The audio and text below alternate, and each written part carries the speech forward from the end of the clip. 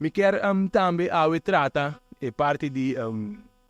processo que nós temos andado no parlamento,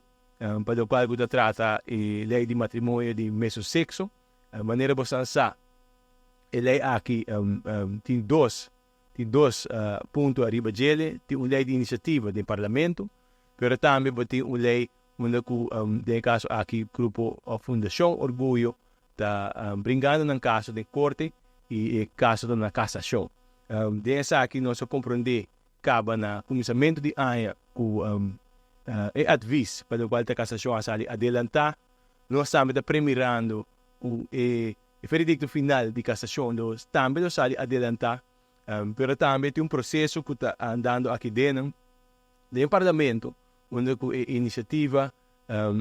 de lei que vai entregar para assinar por a matrimônio de mesmo sexo,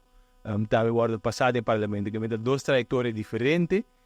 que está andando, sin embargo, nós temos que atender com os dois. O processo aqui, me quer um processo importante, nós mira que tem algum